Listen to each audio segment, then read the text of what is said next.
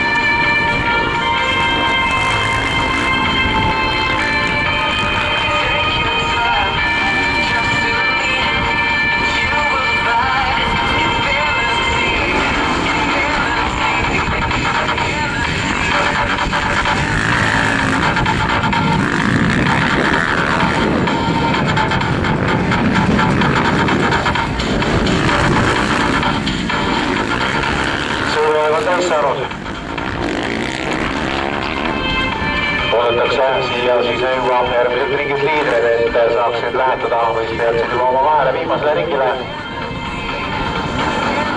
Ja jätkuvalt on siis Olari Kuldre MXP-klassi kiirem mees, Timo Makkermann teine, Jaanis Merila kolmas.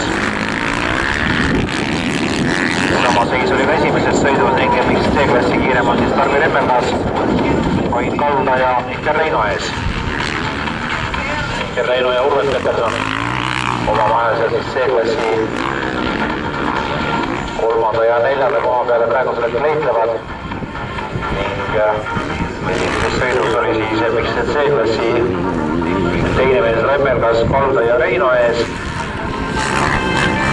Muttane praegusel hetkel liigub siin rajal siis oma kuuenda koha peal, siis kindlasti peab tema punktidega siin arvestama. Remmelgas praegusel hetkel on siin selle sõidu liider, siis selle võidu korral.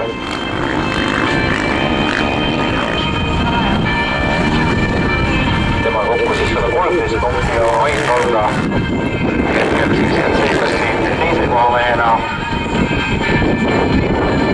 Saab siin ka napilt siis rohkem punkti kui Puttanen oma kuuenda ja esimese koha eest, ehk siis see punktisumma tuleb kokku 101 ja Puttanen kokku siis 100 ja kolmanda koha, eks Puttanen siin küll igal juhul praegu kätte saama.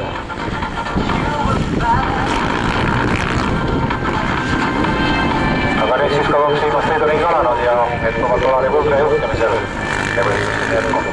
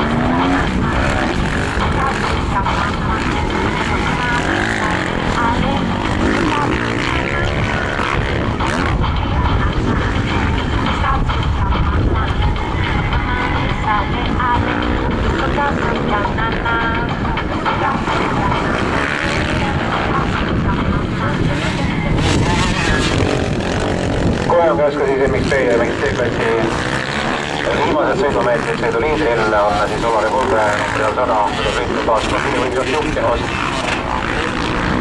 ja tuleb siis kohe ka rudulippu alla.